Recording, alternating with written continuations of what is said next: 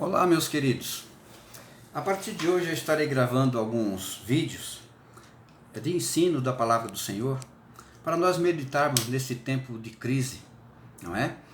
Nem só de pão viverá o homem, mas de toda a palavra que procede da boca do Senhor. Então, eu quero que esses vídeos cheguem até o seu lar como um cheiro suave, mensagem de esperança.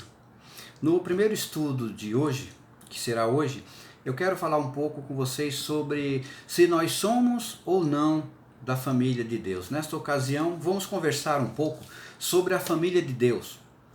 Por que alguns cristãos estão perdendo de vista a fé que Jesus tinha? Efésios capítulo 2, eu quero começar com esse texto de Efésios capítulo 2, versículo 13. Depois do 17 ao 19, vamos começar. E a Bíblia começa falando assim, sobre a família de Deus. Efésios 2, versículo 13, depois do 17 ao 19. Diz assim: Mas agora, em Cristo Jesus, vós que antes estavam longe, fostes aproximados pelo sangue de Cristo. Porque essa é a nossa paz, a qual de ambos fez um, e tendo derribado o aparelho de separação que estava no meio, a inimizade. Versículo 17 até o 19, diz assim: E vindo, evangelizou paz a vós outros, que estavam longe, e paz também aos que estavam perto. Porque por ele ambos temos acesso ao Pai em um Espírito. Já assim, não sois estrangeiros e nem peregrinos, mas concidadãos dos santos, e sois da família de Deus. Ora, para ser da família de Deus, é necessário alguns requisitos. Deus, ele sempre teve o seu povo. O seu povo sempre foi chamado na Bíblia, de Gênesis a Apocalipse, de um restante, ou um remanescente. Aonde Deus tinha o seu povo, quando esse povo se apostatava, Deus suscitava um remanescente dentre essa apostasia. E para isso Deus levantava um profeta, para levar o povo de volta às sagradas escrituras. Quando o povo se desviava da palavra, Deus suscitava um profeta para mandar de volta a Bíblia.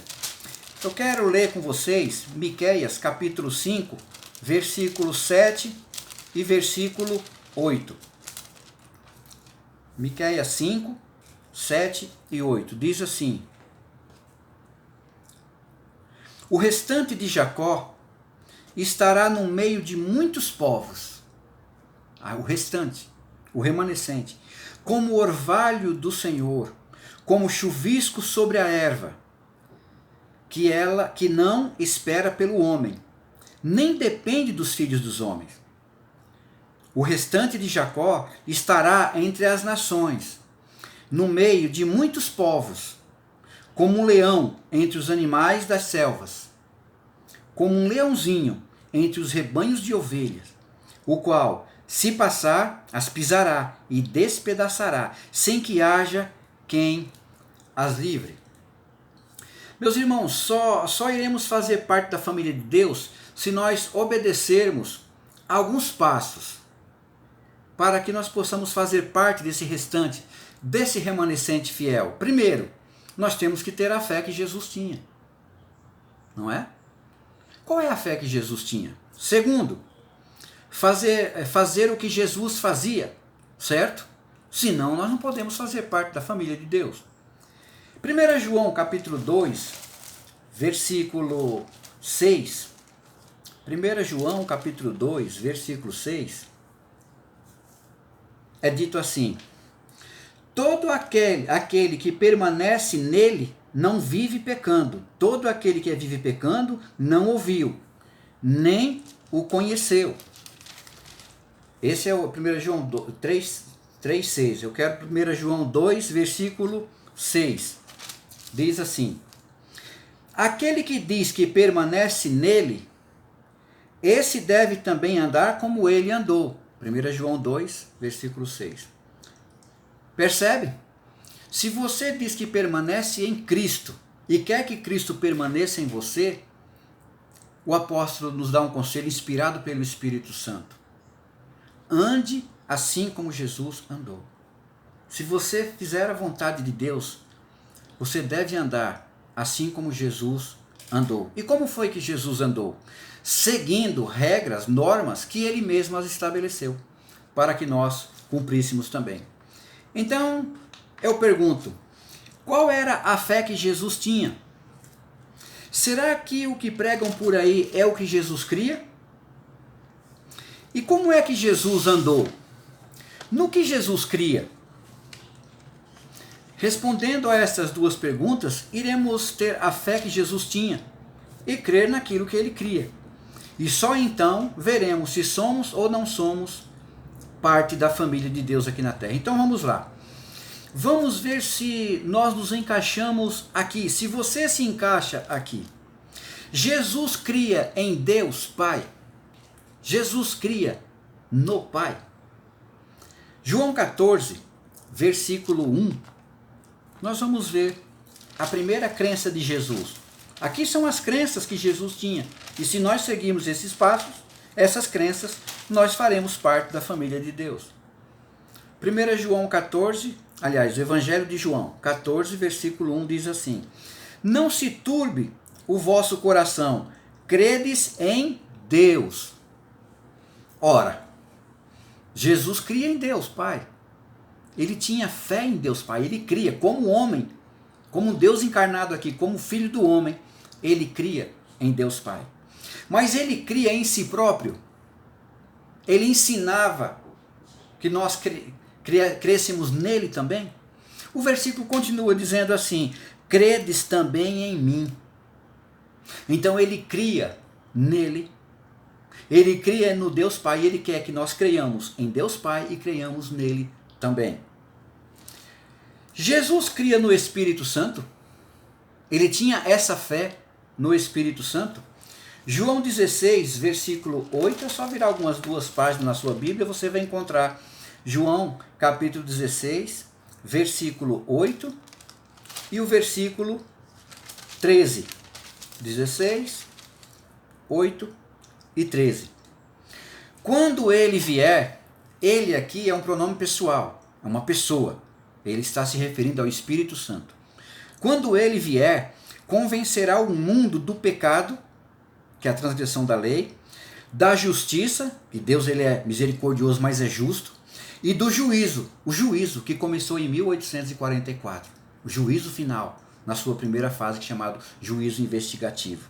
Tá certo? E o versículo 13 diz: Quando vier, porém, o Espírito da verdade, ele, de novo, um pronome pessoal, vos guiará a toda a verdade, porque não falará de si mesmo, mas dirá tudo o que tiver ouvido, e vos anunciará as coisas que hão de vir. Então Jesus cria no Espírito Santo e disse para que nós dessemos ouvido à sua voz, para que nós possamos ser convencidos do pecado, para que nós tenhamos o prazer de ter um Salvador, que é Jesus Cristo. Jesus, ele cria na Bíblia, nos seus próprios escritos, nos escritos dos profetas, ele cria. João 5, versículo 39, no mesmo livro de João, volta algumas páginas atrás, é um versículo bem conhecido por nós cristãos, principalmente os protestantes. João 5, versículo 39, diz assim: Examinai as Escrituras, porque julgais nela ter vida eterna, e são elas mesmas que testificam de mim. Então Jesus cria nas Escrituras e fala, são elas que dão testemunho de mim. Então tenham fé nas Escrituras. Aqui ele está falando para os fariseus, eles examinavam as Escrituras, mas não se chegavam a ele. E aqui ele diz, examine as Escrituras, porque elas dão testemunho de mim. E você só encontra isso nas Escrituras Sagradas. Agora, outra pergunta. Jesus cria nos 10 mandamentos? Nos mandamentos do Senhor? Creio que a partir de agora começa a ficar complicado para algumas pessoas. Vamos ver o que diz João 15, no mesmo livro de João, capítulo 15, versículo 10.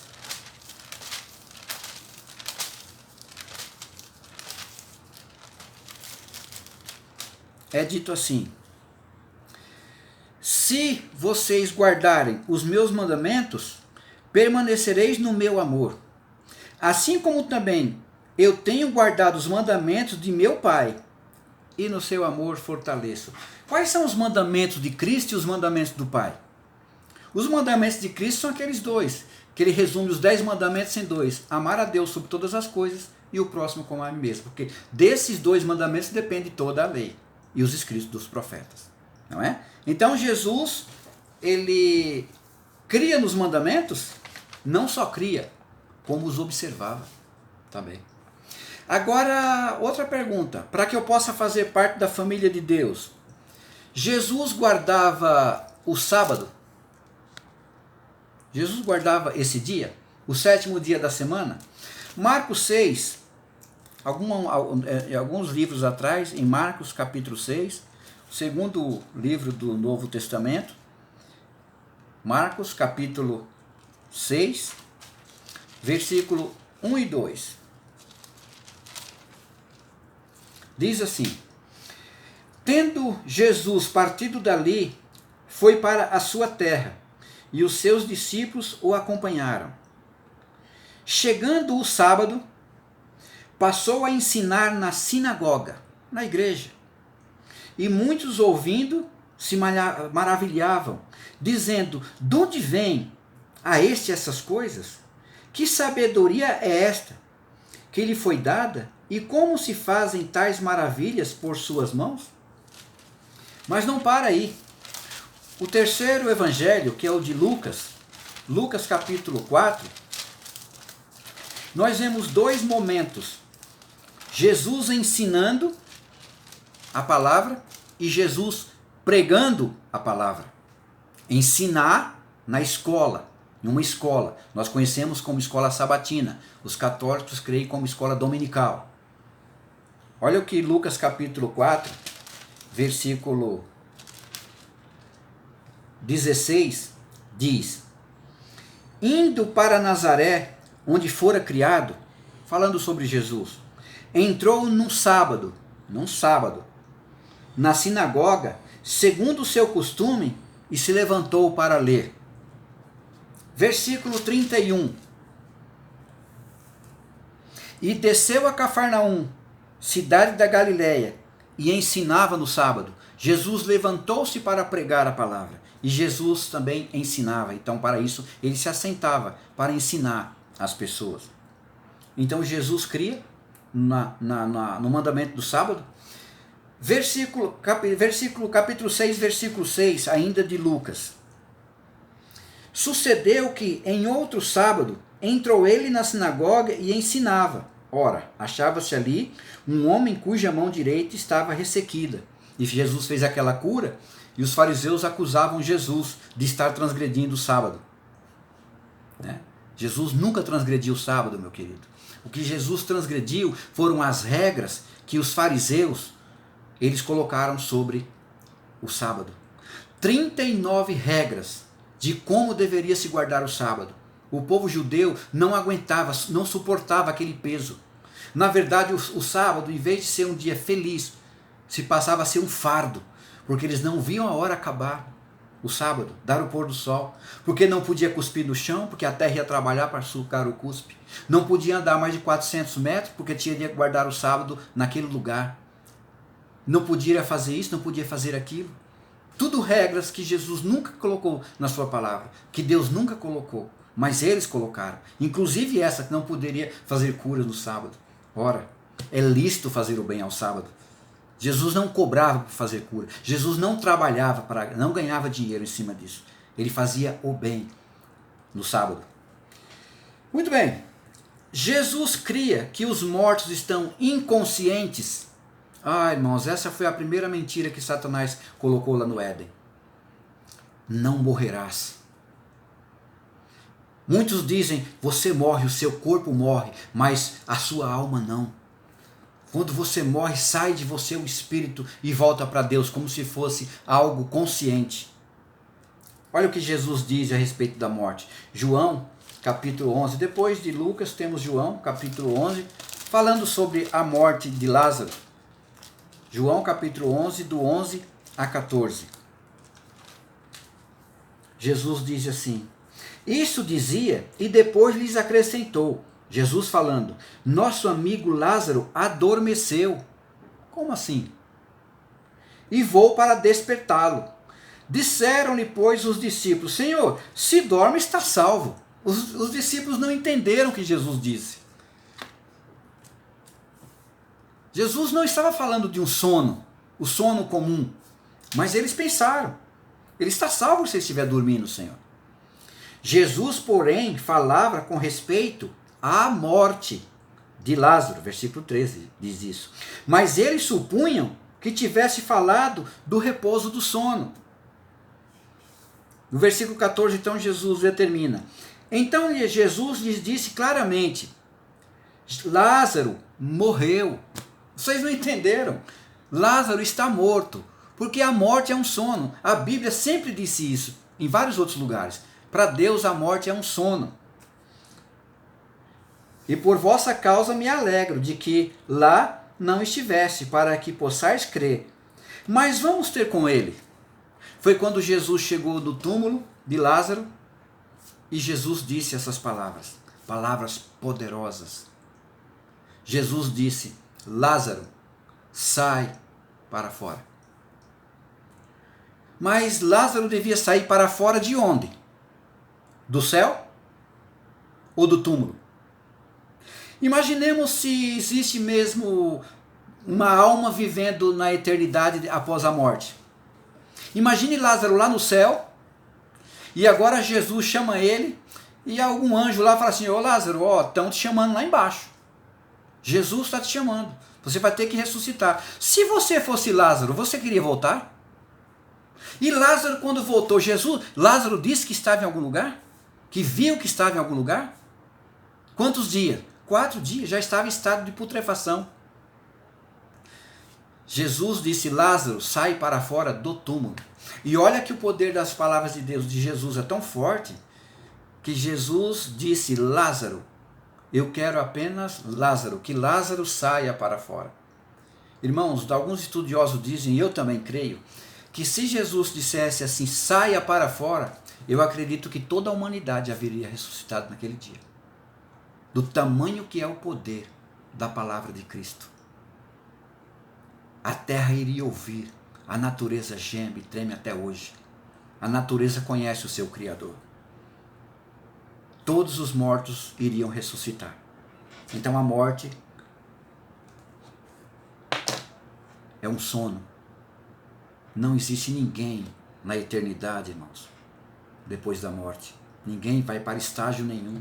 Fica no túmulo aguardando o doador da vida, na manhã da ressurreição, quando Jesus despontar nas nuvens dos céus. Jesus cria ser o único mediador. Intercessor, nós temos muitos. Mas mediador é somente um. Ele cria nisso. João 14, versículo 6. Algumas partes da frente do livro de João é rico nas crenças de Jesus. João 14, versículo 6.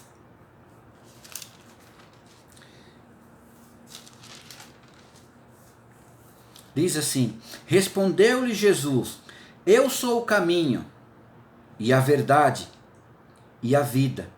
Ninguém vai ao Pai senão por mim. Ninguém pode se apresentar diante do trono de Deus, no santuário celestial. Quando você se ajoelha e você se apresenta diante do Pai, você faz a oração, por isso que nós falamos em nome de Jesus. Porque só existe um mediador entre Deus e os homens, é Jesus Cristo. Nenhum outro ser humano pode fazer esse papel de mediação. Nenhum. Mas não é isso que nós vemos por aí. Muitos têm dizido que são mediadores, aonde se ajoelham perante outro ser humano para confessar os seus pecados. Não é isso que a Bíblia diz. Ninguém vai ao Pai senão por mim. Isso era visto nos rituais do santuário também. O santuário ele tinha 3 portas. A porta da rua para o pátio, do pátio para o santo e do santo para o santíssimo. Os judeus tinham o costume de chamar a primeira porta de caminho, que era da rua para o pátio. O lugar santo, os judeus chamavam de verdade. E o lugar santíssimo eles chamavam de vida. Jesus, quando veio, eles nem imaginavam que Jesus se cumpriria tudo aquilo. Cumpriria aquelas palavras. Jesus então disse: eu sou o caminho, eu sou a verdade, eu sou a vida. Essas palavras Jesus falou porque já sabia que elas existiam na boca deles. Porque eles chamavam essas 3 portas de caminho, verdade e vida. Aonde era o caminho? Qual é o caminho que Jesus é o caminho? Qual é esse caminho? O altar do holocausto, onde o cordeiro era sacrificado, era morto, mostrando o altar, o Monte Calvário. A verdade é o lugar santo, aonde Jesus entrou no ano 31 após a sua ascensão, quando ele ressuscitou. Ficou 40 dias aqui na terra, dando instruções para os seus discípulos, depois ele ressuscitou. E depois ele diz: eu sou a vida. A vida é quando ele passou do santo para o santíssimo, para dar início ao juízo. Eu sou o caminho, a verdade e a vida. Ninguém vai ao Pai. O Pai ficava onde aqui no santuário? Na Shekinah, no Santíssimo. Ninguém vai ao Pai, senão por mim.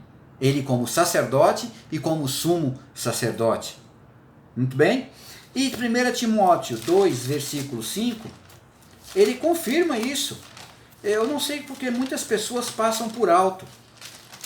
Porque existem 2 palavrinhas, mediador e intercessor. Não confunda.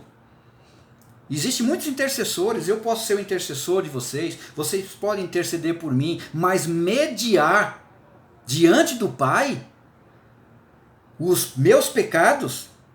Não, homem não. Homem nenhum pode fazer uma coisa dessa. 1 Timóteo 2, versículo 5.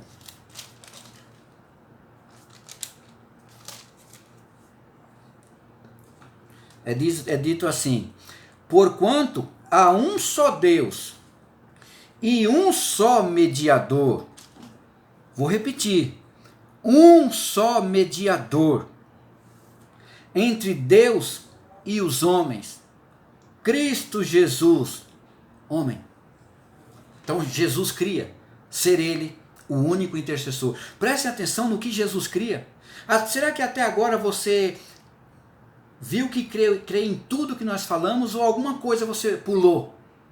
Falta em você na sua crença? Espero que não. Espero que você esteja de comum acordo com a palavra de Deus e de acordo com aquilo que Jesus cria. Agora, Jesus, ele cria no espírito de profecia, que a Bíblia chama de testemunho de Jesus. Jesus cria. Apocalipse 12, versículo 17. Olha o que Jesus diz aqui, capítulo 12, versículo 17.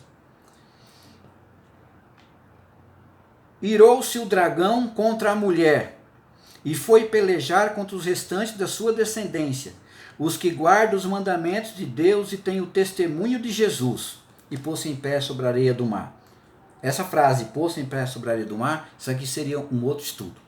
Mas o que está dizendo aqui, irou-se o dragão. O dragão é Satanás. Contra a mulher.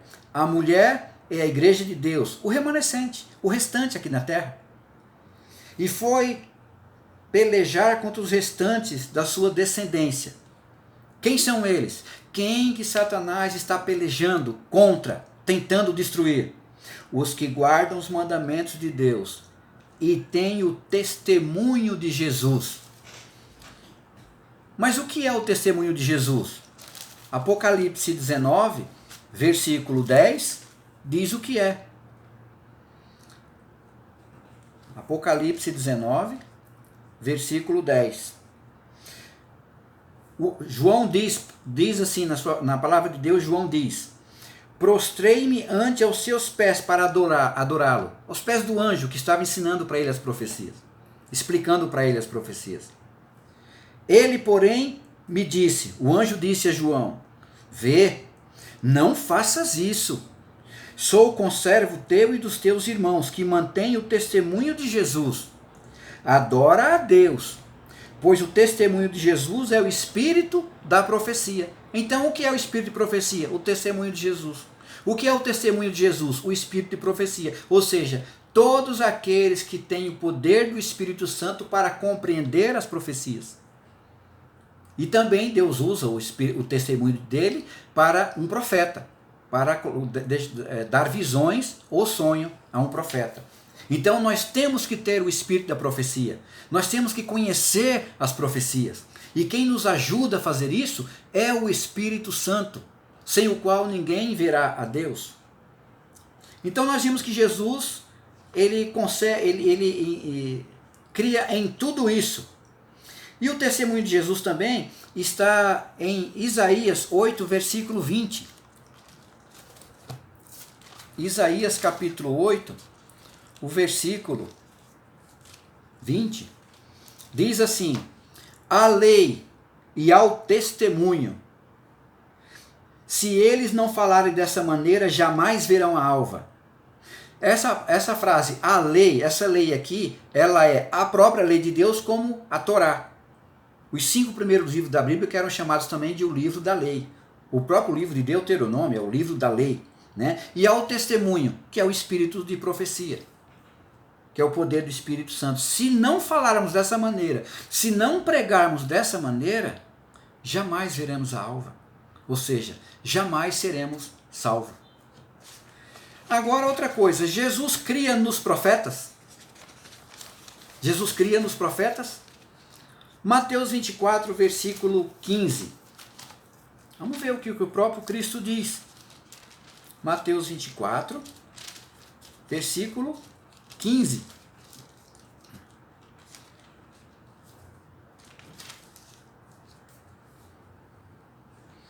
Diz assim: quando, pois, virdes o abominável da desolação, de que falou o profeta Daniel, no lugar santo, quem lê, entenda.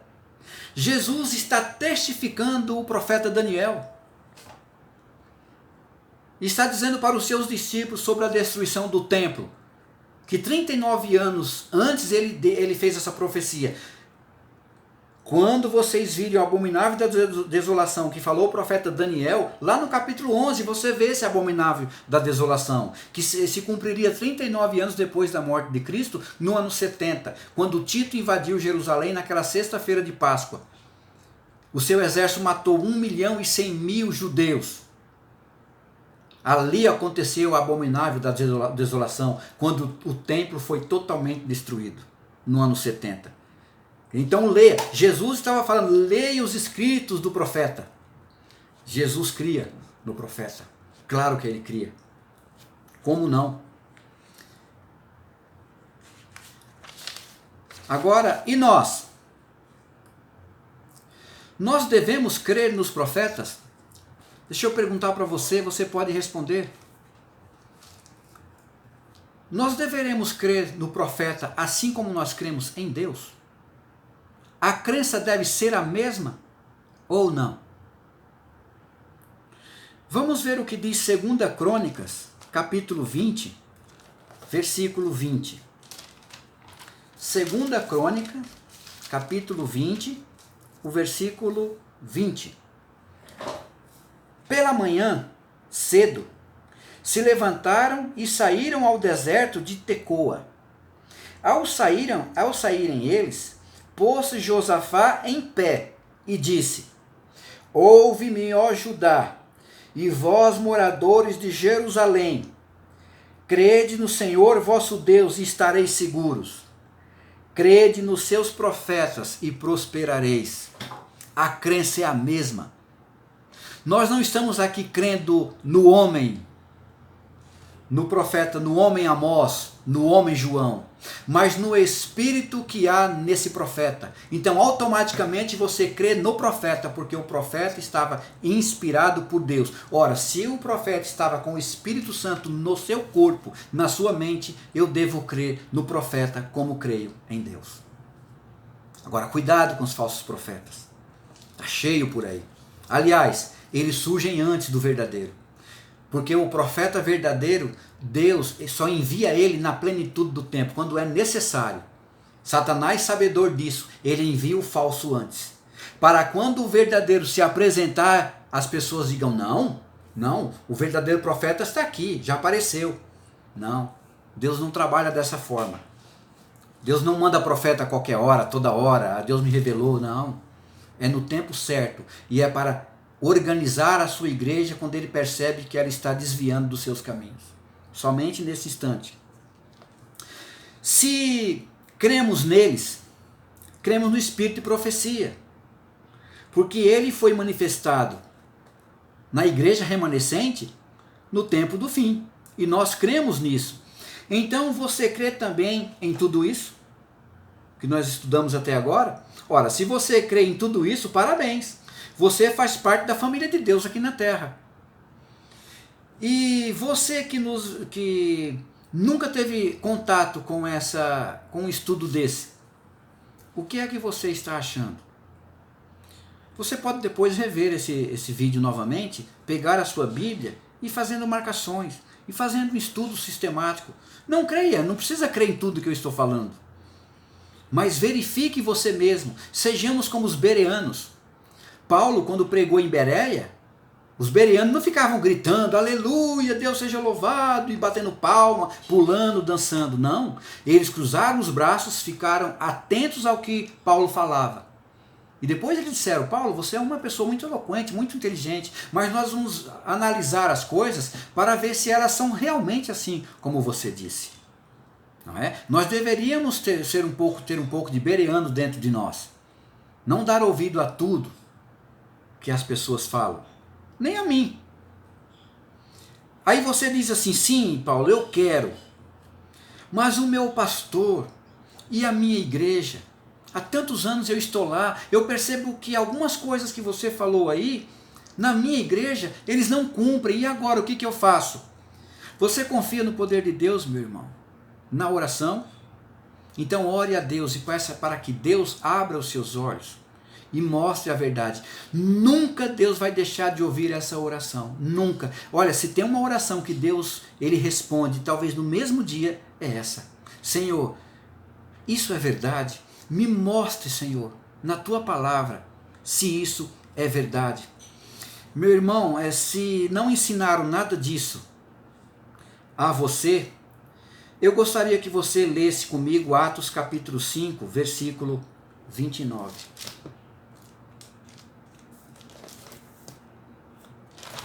Depois de João tem o livro de Atos capítulo 5, versículo 29. Ali mostra a prisão dos apóstolos, e ali Pedro teve que se defender perante o Sinédrio sobre a sua crença. E eles queriam que eles abandonassem